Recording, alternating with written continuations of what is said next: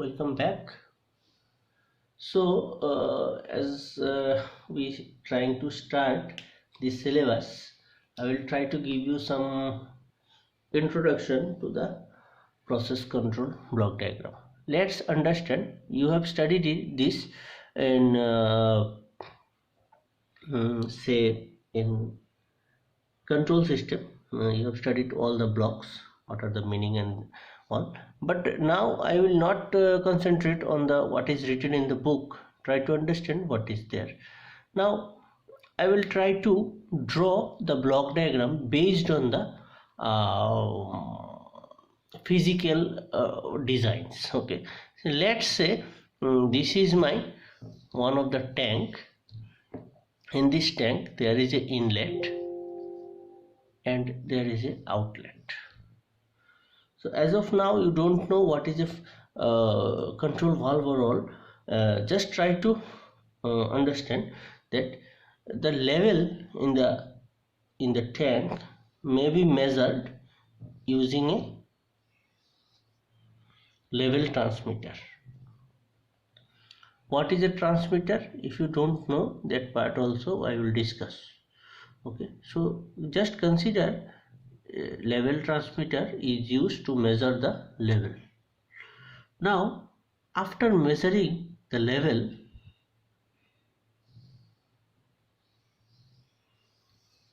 I will give it to a section. I am not mentioning the name of that right now. So after that section it will go to a controller.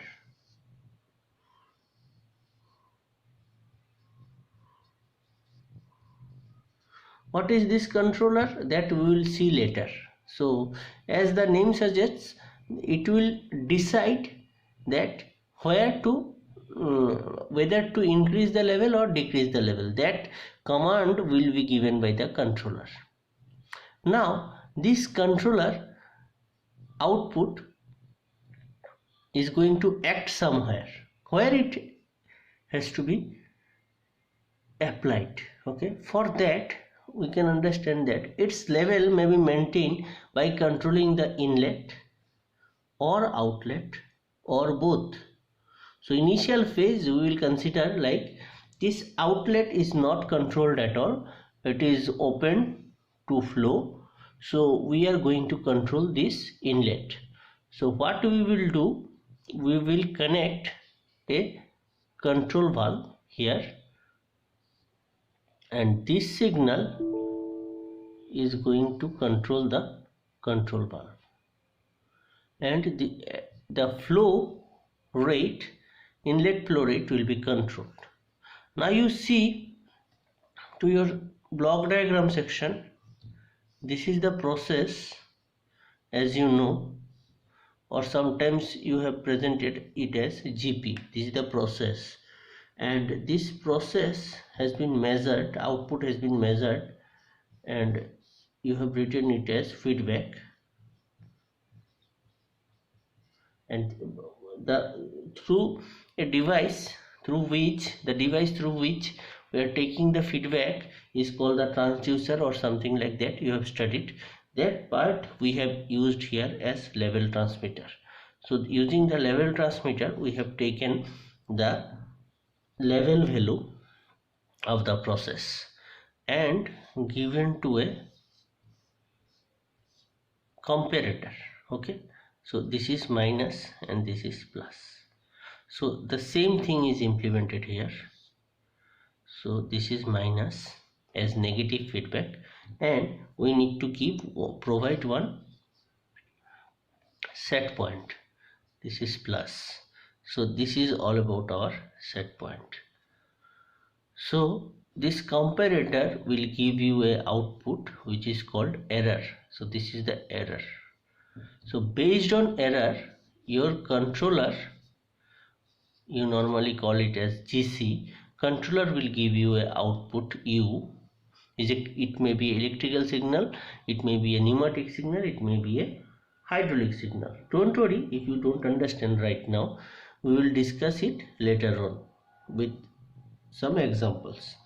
Just consider it is an electronic controller or pneumatic controller. This output U is going to control the process. Now how to control the process? I have told you the flow inlet is going to be controlled. So you can write here as final control element. So this final control element is this one, final control element. Don't misinterpret this line. So this control output is going to control the final control element. By controlling the final control element, we are going to control the flow inlet. Say it is Fi, flow inlet, and this is flow outlet. So we are going to control the flow inlet. By controlling this, we can control the level. So this level may be maintained. For example, what is this feedback signal and what is the set point? This is marked like this. Whatever I am giving here set point, this set point may be this. So we want my level should come here. It is here. So obviously from the diagram it can be seen that the level transmitter, what it is measuring, it is less than set point. That means this set point value and what it is measuring, the compared output. Compared means set point minus measured. Say if it is y measured and this is y set point, then y set point minus ym will be the error signal. By this error signal, controller will came to know what is the difference here. This is the error. How much difference is there? If this much is difference, then I need to open the control valve by some percentage or something like that. So that action will be taken by the controller. It will send the signal so that we can open the final control element. For example, just consider in a percentage. So in percentage we will open the final control element so that the Fi may be increased and filled up the gap. This error may be minimized. So what is our prime target? To minimize the error. This is our prime focus, or you can say to make it zero. This is our target. Now for doing all those things, we are going to study this controller.